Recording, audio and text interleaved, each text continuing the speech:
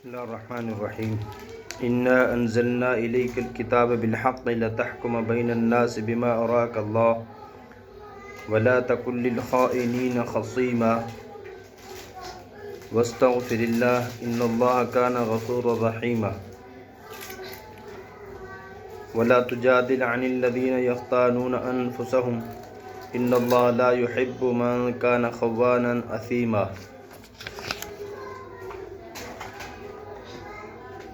بے شک ہم نے آپ صلی اللہ علیہ وسلم کے پاس یہ کتاب بھیجی جس سے واقعہ کے موافق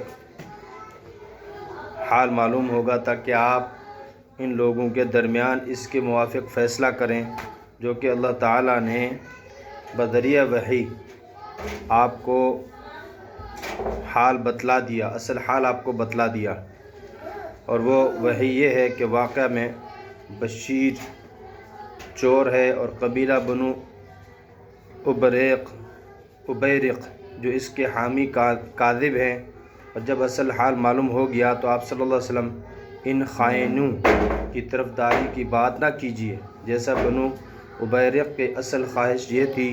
چنانچہ دوسرے رکوع میں آتا ہے لَهَمَّتْ طَائِفَةٌ مِّنْهُمْ أَن يُضِلُّوكَ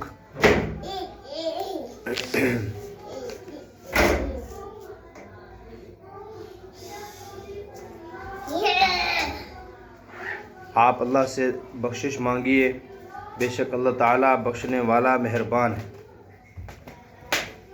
اور آپ نہ جھگڑیں ان لوگوں کی طرف سے کہ جو خیانت کرنے والے ہیں، دغا رکھتے ہیں۔ ان اللہ لا يحب من خوانا اثیما، بے شک اللہ تعالیٰ پسند نہیں فرماتے دغا باز گناہگار کو۔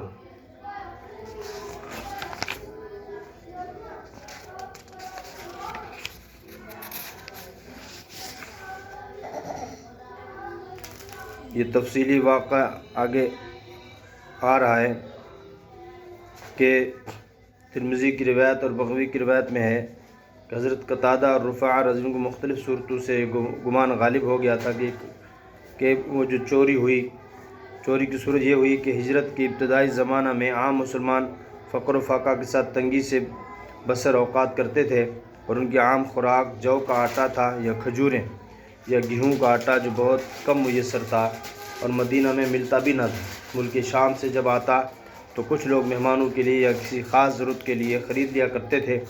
حضرت رفاعہ رضی اللہ عنہ نے اسی طرح کچھ گیہوں کا آٹا خرید کر ایک بوری میں اپنے لیے رکھ لیا، اسی میں کچھ اسلحہ وغیرہ بھی رکھ کر ایک چھوٹی کوٹھری میں محفوظ کر دیا۔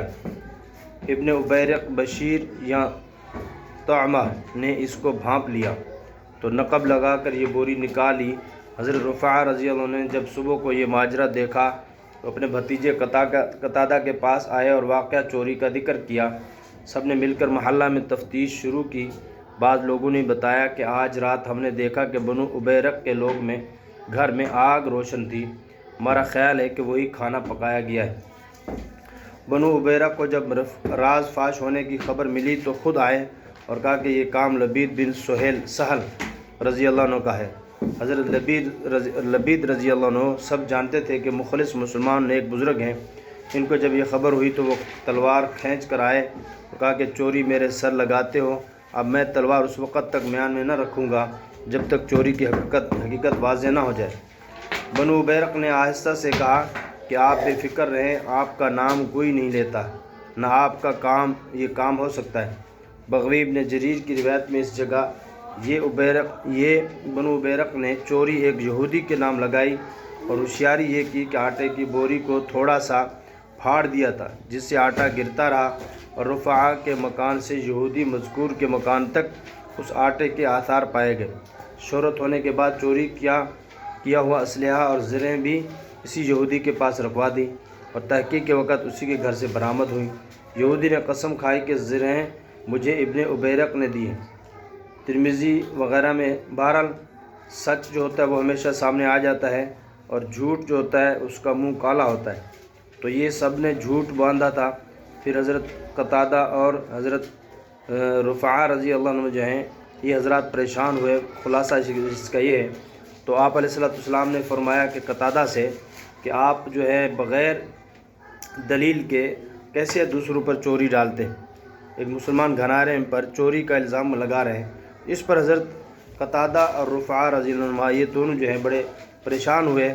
تو اس کے بعد پھر جو ہے قرآن پاک کی آیتیں اتری جو بھی ہم پڑھ رہے ہیں، اس میں ایک پورا رکوع اس بارے میں نازل ہو گیا، جس کے ذریعے رسول کریم صلی اللہ علیہ وسلم پر واقعہ کی حقیقت منکشف کر دی گئی اور ایسے معاملات کے متعلق عام ہدایت دی گئی۔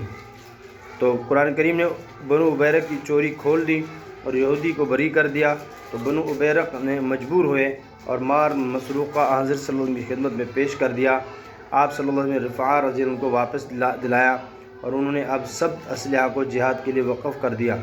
ادھر جب بنو ابیرق کی چوری کھل گئی تو بشیر بن ابیرق مدینہ سے بھاگ کر مکہ چلا گیا اور مشرکین کے ساتھ مل گیا۔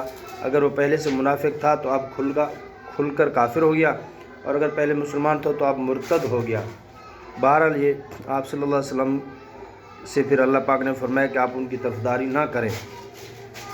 اس لیے جو ہے شروع سے آدمی سچ بولے، جھوٹ سے اجتناب کرے، ورنہ جھوٹ کی عمر کم ہوتی، جھوٹ اور دھوکے کی عمر بہت کم ہوتی ہے۔ یہ ان آیاتوں کے شان نزول ہے، جن سے پتہ چلا کہ حضرت قتادہ اور رفاع رضی اللہ عنہ ان کی چوری ہوئی اور پھر جو ہے انہوں نے الزام لگایا، تو وہ اس وقت اللہ کے رسول نے فرمایا کہ آپ ان بغیر دلیل کے الزام لگا رہے ہیں۔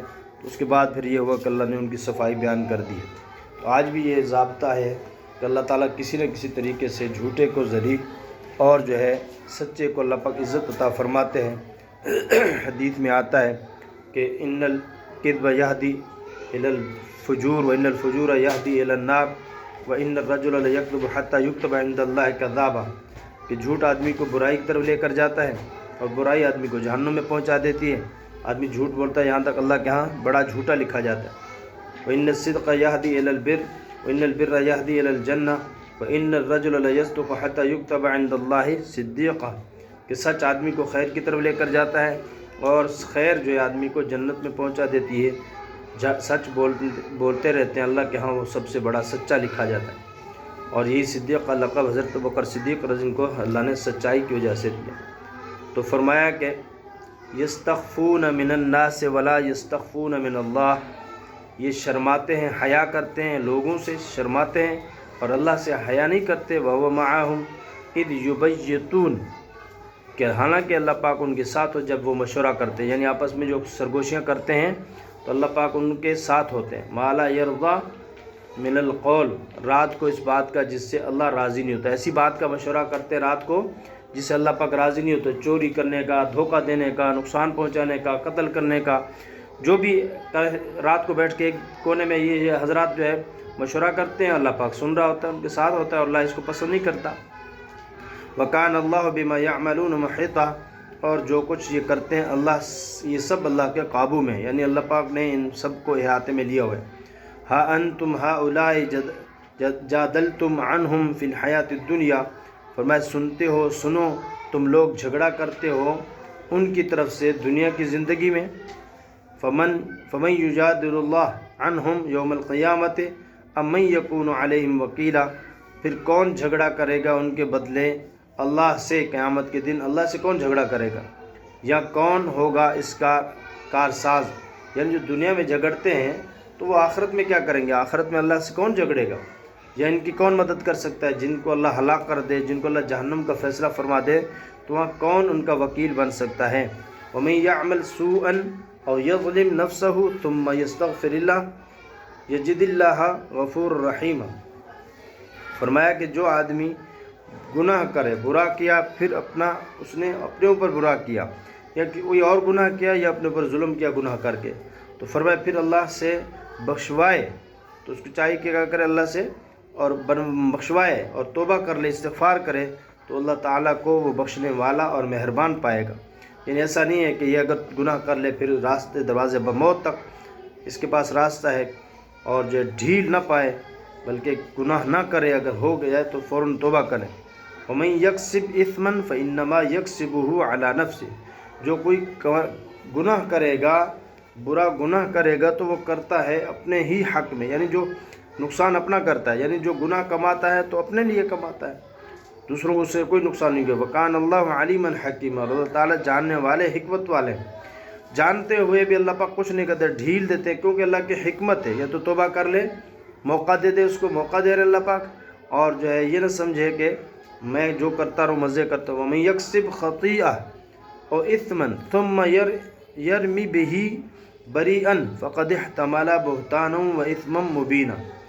فرمایا جو کوئی غلطی کرے یا کوئی گناہ کرے پھر تہمت لگائے کسی بے گناہ پر، تو اس نے اپنے سر دھرا طوفان، بہت بڑا بہتان لے لیا اپنے سر پہ، یا بہت صریح گناہ اس نے لے لیا۔ یعنی ایک تو ہے گناہ کرنا، اور دوسرا گناہ خود کرنا، اور اس کا گناہ جو دوسرے پہ ڈالنا، بدنام دوسرے کو کرنا۔ تو فرمایا کہ اس نے گویا کہ بہت بڑا بہتان، بہت بڑا نقصان، صریح گناہ اپنے سر لے لیا ہے۔ اس لیے جو ہے اول تو گناہ سے بچا جائے، اور انسان ہے کمزور اگر ہو جائے تو فوراً توبہ کر لے۔ اس وقت مسلمان کو تو چین بھی نہیں آتا جب تک وہ گناہ سے توبہ نہ کر لے۔ اللہ تعالیٰ ہم سب کی گناہوں سے حفاظت فرمائے۔